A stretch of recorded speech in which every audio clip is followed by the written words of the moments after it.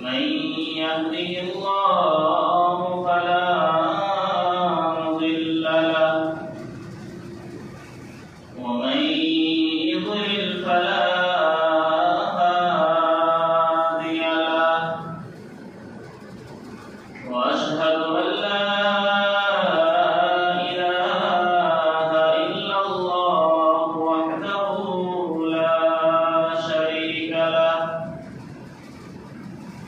وأشهد أن محمدا عبده ورسوله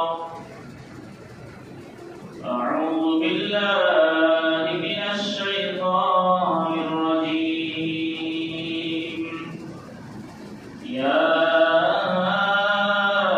أيها الذين آمنوا اتقوا الله حق تقاته ولا تموتن إلا وأنتم مسلمون يا أيها الناس اتقوا ربكم الذي خلقكم من نفس واحدة وخلق منها زوجها وبث منهما رجالا كثيرا ونساء واتقوا الله الذي تساءلون به والأرحام إن الله كان عليكم رقيبا يا أيها الذين آمنوا اتقوا الله وقولوا قولا سديدا يصلح لكم أعمالكم ويغفر لكم ذنوبكم ومن يطع الله ورسوله فقد فاز فوزا عظيما أما بعد فإن خير الحديث كتاب الله وخير الهدي هدي محمد صلى الله عليه وسلم وشر الأمور محدثاتها وكل محدثة بدعة وكل بدعة ضلالة وكل ضلالة في النار أعوذ بالله السميع العليم من الشيطان الرجيم ولله على الناس حج البيت من استطاع إليه سبيلا وقال النبي صلى الله عليه وسلم بني الإسلام على خمس شهادة أن لا إله إلا الله وأن محمدا عبده ورسوله وإقام الصلاة وإيتاء الزكاة وحج بيت الله وصوم رمضان وقال النبي صلى الله عليه وسلم من أراد الحج فليتعجل فإنه قد يمرض المريض وتضل الضالة وتعرض الحاجة সম্মানিত উপস্থিতি সমস্ত প্রশংসা গুণগান কীর্তন সেই মহান আল্লাহ রাব্বুল আলামিনের জন্য যিনি আমাদেরকে আশরাফুল মাখলুকাত সর্বসেরা মানব জাতি উত্তম উৎকৃষ্ট করে আমাদেরকে সৃষ্টি করেছেন। আল্লাহ তাআলা আমাদেরকে আখির নবী জনাব মুহাম্মদ রাসূলুল্লাহ সাল্লাল্লাহু আলাইহি ওয়াসাল্লামের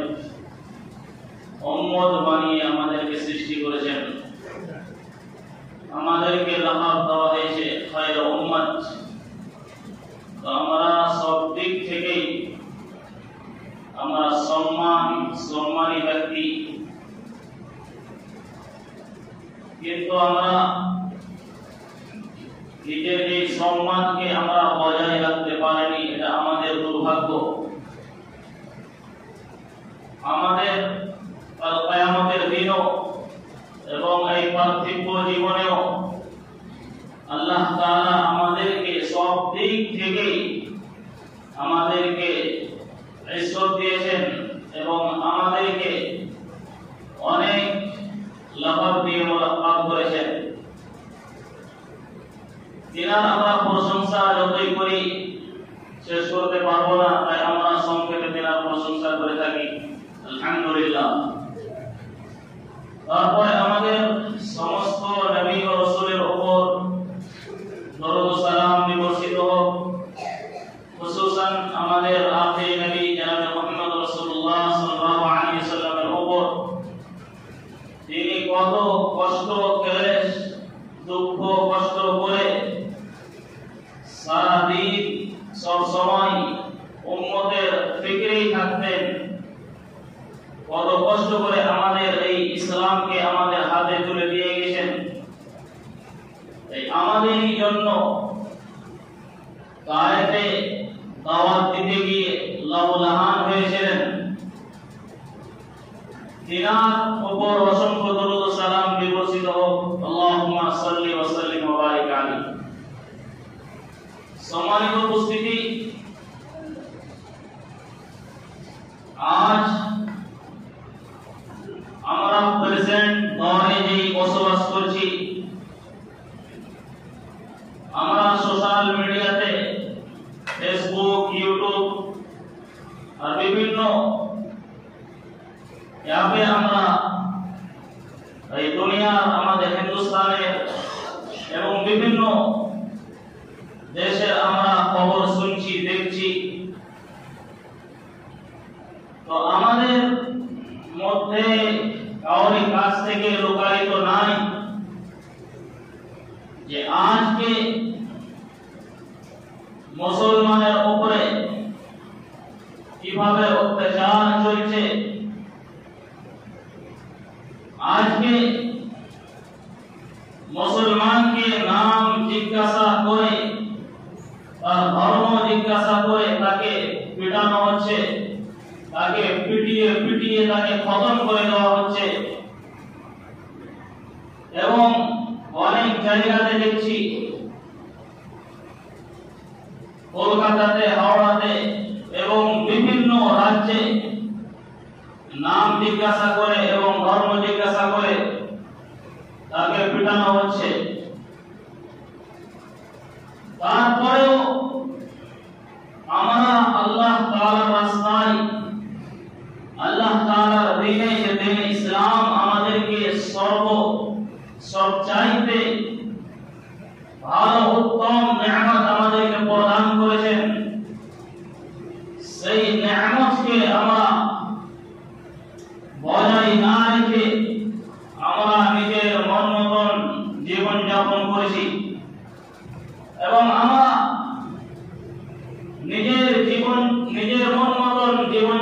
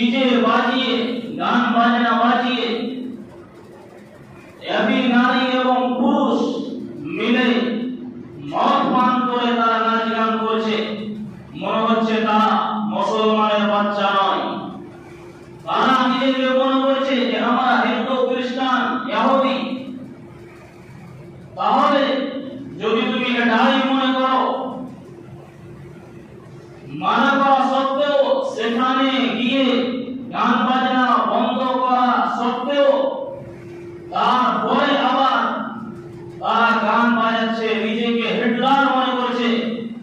কিন্তু আমাদের দুঃখ কষ্ট করবেন না, এই আমাদের সরকার মডেল মতব্বর রয়েছে, সে এত কাপুরুষ হয়ে আছে, সে একবারও এসে নিজের জামাতে গান বাজনা হচ্ছে, তবুও তার ক্ষমতা হয় না, তার শক্তি হয় না, দু চার পাঁচজনকে নিয়ে গিয়ে এই গান বাজনা বন্ধ করে নিজেকে তার মাছ ছিঁড়ে ফেলে নষ্ট করে দেব, এটা আমাদের সজাগ হয় না, ক্ষমতা হয় না। কেন গান বাজনা বাজবে? আপনার কাছে কি লুকায়িত রয়েছে যে দুনিয়ার হালাত, এই আমাদের হিন্দুস্তানের আজকে অবস্থা কি রয়েছে? মুসলমান যেখানে সেখানে লাঞ্ছিত হচ্ছে, ঘৃণিত হচ্ছে, তাকে নাঙ্গা করে আজকে মুসলমানকে মারা হচ্ছে, পিটানো হচ্ছে। আর আপনি খুশিতে গান বাজনা বাজিয়ে, ঢোল ঢাকনা বাজিয়ে নারী পুরুষ একই মঞ্চে নাচ গান করছেন, একটুকু সরল লজ্জা হয় না? সম্মানিত উপস্থিতি, যদি আজ আমরা এখন পর্যন্ত যদি আমরা সজাগ না হই, তাহলে আর কিয়ামত আমাদের উপরে যে বোমবারি হবে না, আমাদের উপরে অত্যাচার হবে না, আমরা মার খাবো না, যদি আমাদের এটাই ধারণা হয়, তাহলে আপনার ধারণা ভুল, আপনার সিদ্ধান্ত ভুল। কেননা আল্লাহ রাসূল সাল্লাল্লাহু আলাইহি ওয়াসাল্লাম বলেছেন, লা ইয়াকুনান্না ফি হাযিহি আল-উম্মাহ খাসফুন ওয়া কাসফুন ওয়া মাসফুন ওয়া যালিকা ইযা শারিবুল খুমুরা ওয়া তাখাদুল গায়্যাত ওয়া দারাবু বিল মাআসিফ। আমার উম্মত যখন মদ্যপান করবে এবং নায়িকাদের নিয়ে নাচ গানে মত্ত হয়ে যাবে, গান বাজনা বাদ্যযন্ত্রের প্রতি আগ্রহী হবে, তখন তিনটি ভয়াবহ অত্যাচার জুলুম এসে পড়বে। অনেক এলাকায় ভূমি ধসে যাবে, ভূমিকম্প হবে এবং উপর থেকে আসমান থেকে হয়তো পাথর বা আগুন পাঠিয়ে আল্লাহ তাআলা ধ্বংস করে দেবে, বা কোনো এমন জালিম অত্যাচারকে আমাদের উপরে মুসাল্লাত করে দেবে এবং অনেক মানুষের পাপের আকৃত বিকৃত করা হবে। তখন এই তিনটি পাপ, এই তিনটি শাস্তি কি কারণে আসবে? মদ পান করবে আমার উম্মত এবং নায়িকা দিয়ে নাচ গানে মত্ত হবে এবং বাদ্যযন্ত্রের প্রতি আগ্রহী হবে। আজকে আমাদের মধ্যে 90% মানুষ বললে আমার ভুল হবে না হয়তো, যে আমরা মদ পান করছি। মদ পান করে আপনার মস্তিষ্ক ঠিক থাকবে না, আপনি সব কিছুই করতে পারেন। যখন মদ পান করে আপনার নেশা আপনাকে লেগে থাকবে, আপনি মায়ের সাথেও জেনা করতে পারেন, আপনি আপনার বোনের সাথেও জেনা করতে পারেন, আপনি আপনার ভাবির সাথেও জেনা করতে পারেন, আপনার দ্বারা সব কিছুই হতে পারে। তারিখ ইবনে হিশামে 100 পৃষ্ঠার মধ্যে একজন যখন নারী, একজন বেগানা নারী যখন একজন পুরুষকে দাওয়াত দিচ্ছে, তখন তাকে তিনটি অপশন দিচ্ছে, যে একটি হচ্ছে অপশন মদ পান করা, একটি হচ্ছে একটা ছোট বাচ্চাকে হত্যা করা, আর আরেকটি হচ্ছে এই তিনটি দাওয়াত দিচ্ছে। তখন সে দাওয়াত কবুল করে তখন সে পাপের পরিমাণ আঁকতে লাগলো, যে আমি কোনটা করব, কোনটা করলে আমার পাপ কম হবে। তখন সে পাপের ধরন আকার আকৃতি আঁকতে লাগলো। তখন সে কি করলো? শেষ পর্যন্ত সে মদ পান করলো, জেনা করলো না এবং বাচ্চাকে হত্যা করলো না। বাচ্চাকে হত্যা করলে এটা মহাপাপ এবং জেনা করলে মহাপাপ। তখন সে ভাবলো যে মদ পান করে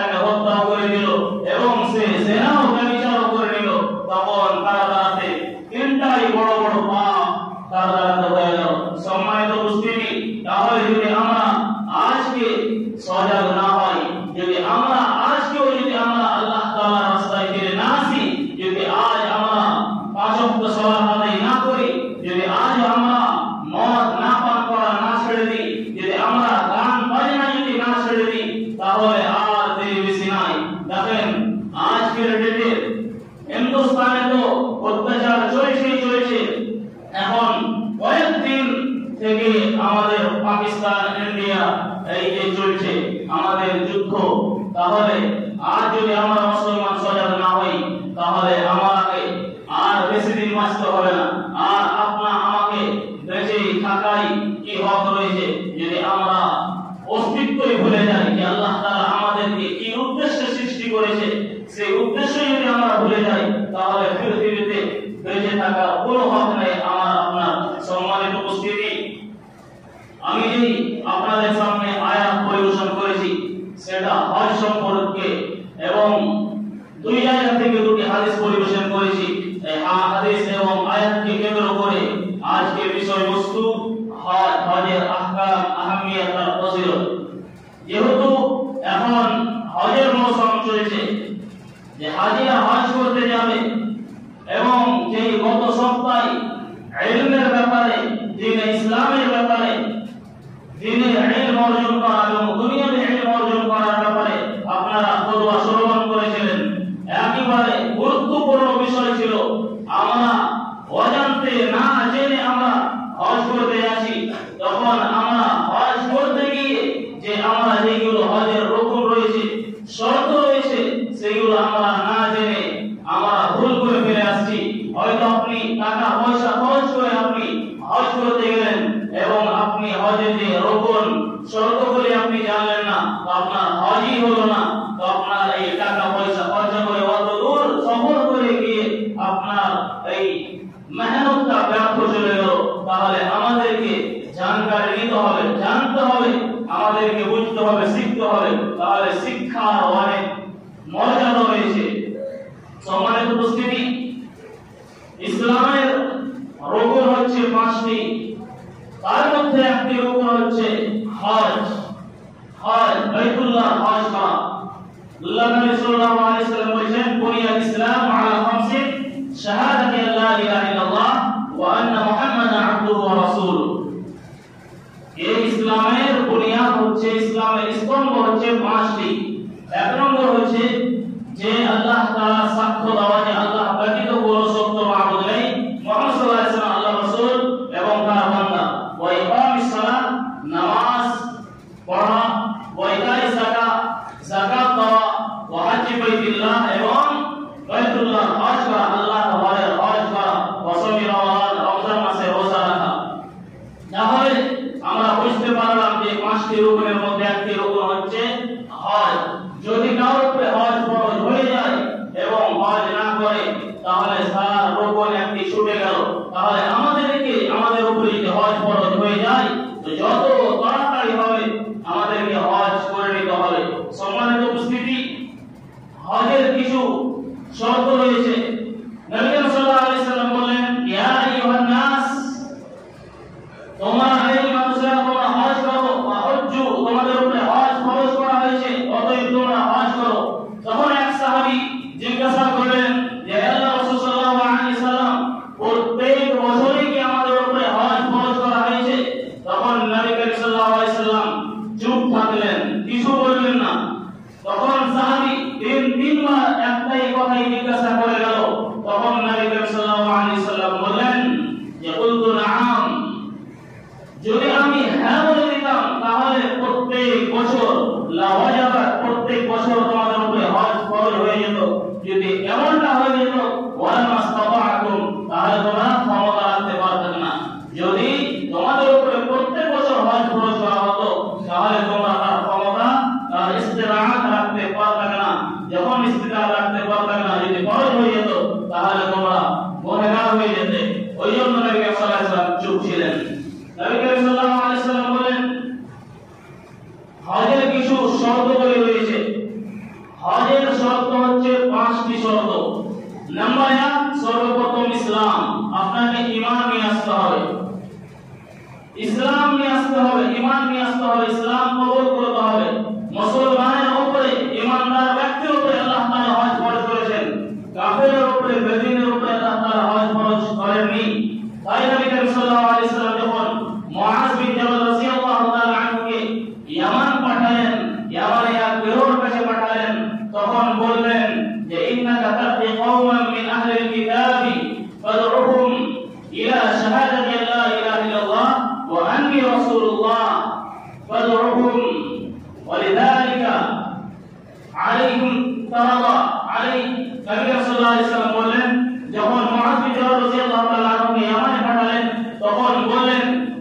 তাদেরকে দাওয়াত দিবে সর্বপ্রথম যে আল্লাহ ছাড়া কোনো সত্য মাবুদ নেই।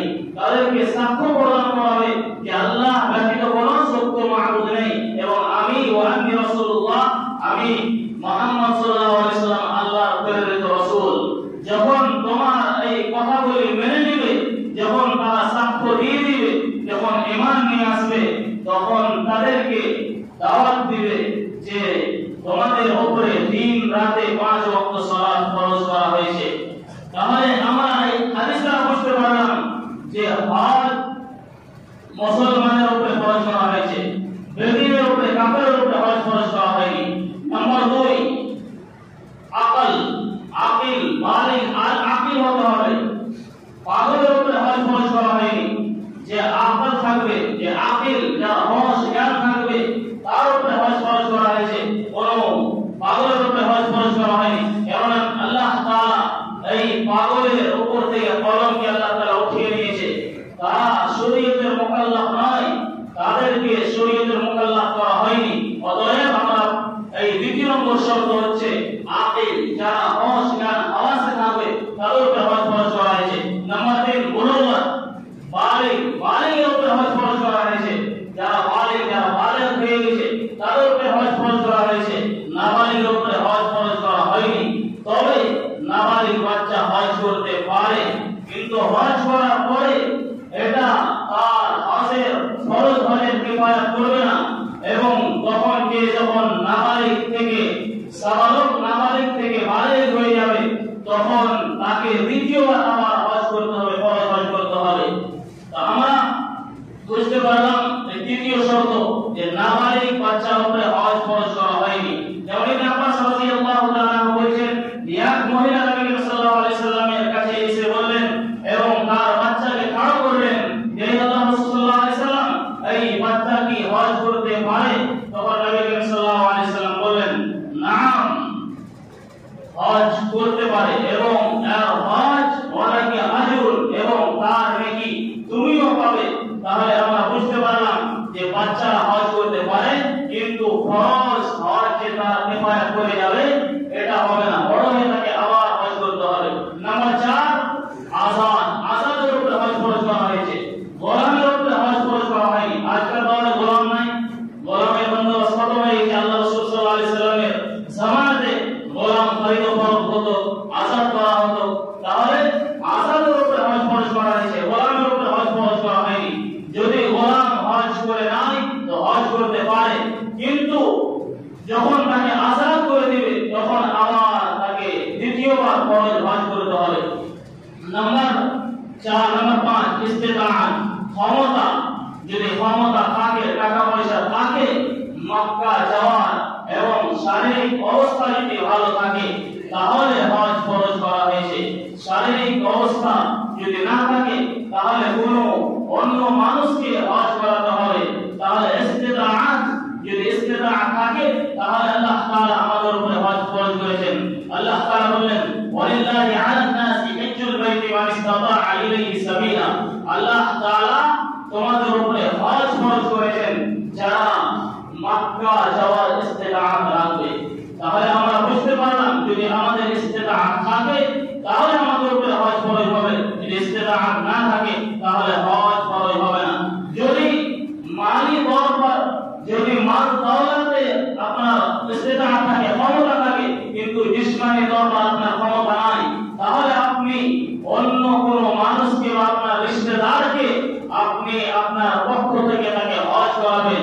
কিন্তু শর্ত এটা হয়েছে যে তাকে নিজের পক্ষ থেকে ফরজ হজ করতে হবে আগে, তারপরে সে আপনার পক্ষ থেকে হজ করতে পারবে। যেমন ইবনে আব্বাস রাদিয়াল্লাহু তাআলা বলেন যে এক মহিলা নবী সাল্লাল্লাহু আলাইহি সাল্লামকে জিজ্ঞাসা করলেন, হে আল্লাহর রাসূল সাল্লাল্লাহু আলাইহি সাল্লাম, আমার বাপ বুড়ো হয়ে গেছে, কমজোর হয়ে গেছে এবং সেই মক্কা পর্যন্ত যাওয়ার তার শারীরিক অবস্থা ভালো নাই, ক্ষমতা নাই, তাহলে কি তার পক্ষ থেকে, আমার বাবার পক্ষ থেকে আমি কি হজ করতে পারবো? তখন নবী সাল্লাল্লাহু আলাইহি সাল্লাম বললেন, না, তুমি তার পক্ষ থেকে হজ করে নাও। তাহলে আমরা কি বুঝতে পারলাম? যদি আমাদের রিশতেদারের মধ্যে হজ ফরজ হয়ে গেছে কিন্তু তার যাওয়ার ক্ষমতা নাই, শারীরিক অবস্থা ভালো নাই, কিন্তু তার মাল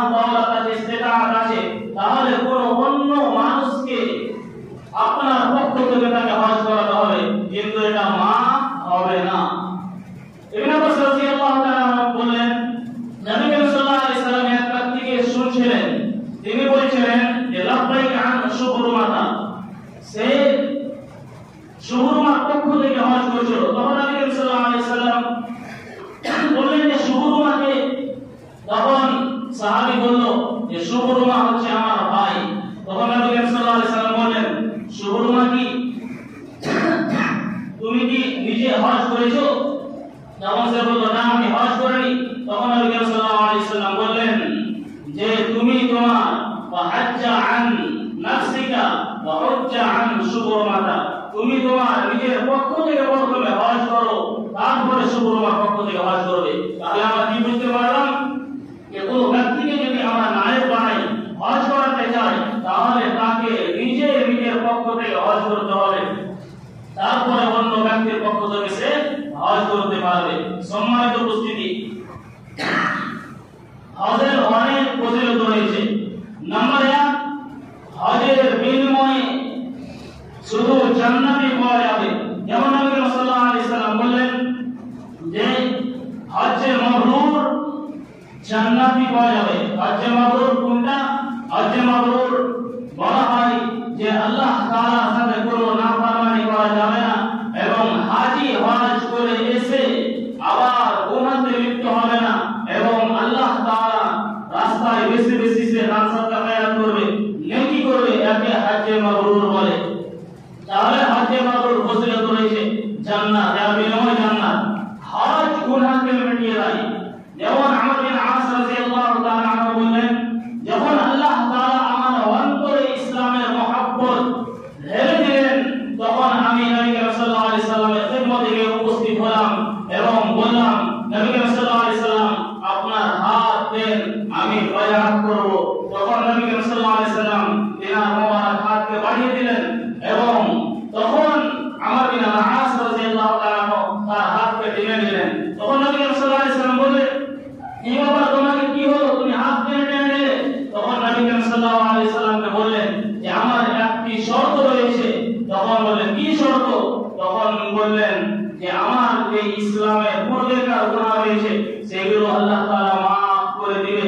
তখন নবী সাল্লাল্লাহু আলাইহি সাল্লাম বললেন যে আমা আলিমতা আন্নাল ইসলাম ইয়াহদিমু মা কানা ক্বাবলাহু ওয়া আন্নাল হিজরাতা ইয়াহদিমু মা কানা ক্বাবলাহা ওয়া আন্নাল হাজ্জা ইয়াহদিমু মা কানা ক্বাবলাহু। নবী সাল্লাল্লাহু আলাইহি সাল্লাম বললেন যে ইসলাম ইয়াসার পূর্বেকার সমস্ত গুনাহ আল্লাহ তাআলা maaf করে দিয়েছে, এবং হিজরতের পূর্বেকার যত গুনাহ রয়েছে আল্লাহ তাআলা maaf করে দিয়েছেন, এবং হজের পূর্বেকার যত গুনাহ রয়েছে আল্লাহ তাআলা maaf করে দিয়েছে। তাহলে আমরা বুঝতে পারলাম যে হজ করলে পূর্বেকার সমস্ত ছোট বড় গুনাহ আল্লাহ তাআলা maaf করে দেন।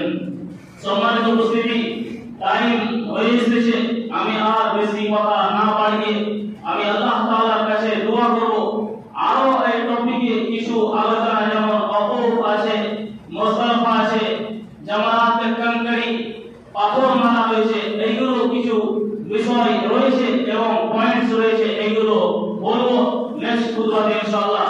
তাহলে আমরা আল্লাহ তাআলার কাছে এই দোয়া করব যে আল্লাহ তাআলা, যে আমরা প্রেসিডেন্ট দলে আমরা বসবাস করছি, তুমি আমাদের অবস্থাকে এবং হালাতকে আল্লাহ তাআলা তুমি সুধরে দাও এবং ভালো করে দাও।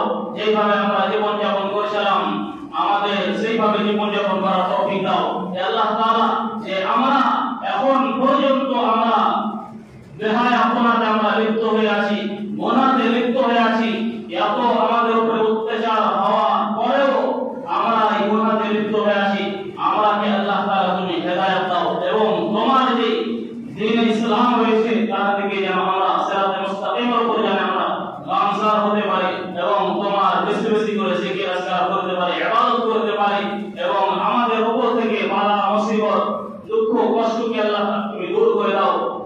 আল্লাহ তাআলা, তুমি আমাদের উপরে যে হজ ফরজ হয়ে গেছে, আল্লাহ তাআলা তুমি সর্বপ্রথম তাদেরকে হজ করার তৌফিক দান দিও। কেননা নবী সাল্লাল্লাহু আলাইহি সাল্লাম বলেছেন যে মান আরাদাল হজ্জ ফালিয়াতাআজ্জাল, যে ব্যক্তি মনে করবে যে আমি হজ করব, সে যেন জলদি করে ফাইন্নাহু ক্বাদ ইয়ামরুদুল মারিদ কেননা যদি এমনটা না হয় যদি সে বলে আমি আইন্দা বছর আমি আগের বছর আমি হজ করব ফাইন্নাহু ক্বাদ ইয়ামরুদুল মারিদ হতে পারে সে অসুস্থ হয়ে যেতে পারে এবং ওয়াজাল্লাহু হতে পারে তার কিছু সামান গুম হয়ে যেতে পারে হারিয়ে যেতে পারে এবং হতে পারে তার কোনো জরুরত পেশ চলে আসতে পারে তখন সে হজ করতে আর পারবে না ওই জন্য যখনই হজ ফরজ হবে সর্বপ্রথম আমাদেরকে হজ করে নিতে হবে আল্লাহ তাআলা তুমি আমাদেরকে এই তৌফিক দিও বারাকাল্লাহু লানা ওয়া লাকুম ফিল কোরআনিল মাজিদ ওয়া নাফা'নি বিল আয়াতি ওয়া যিকরিল হামিদ ইন্নাহু তাআলা জাওয়াদুন কারীমুন মালিকুন রাউফুর রহিম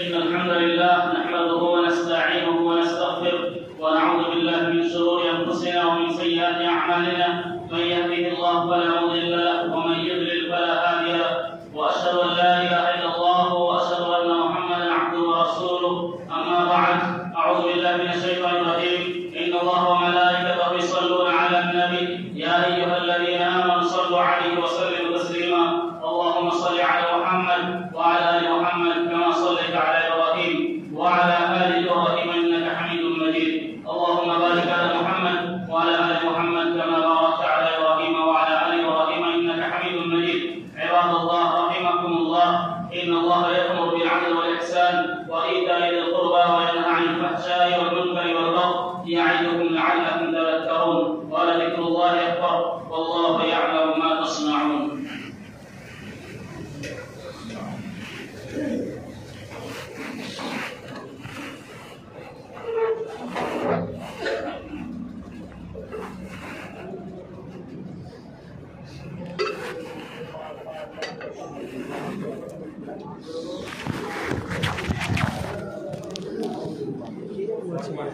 Aaron masih ada tak?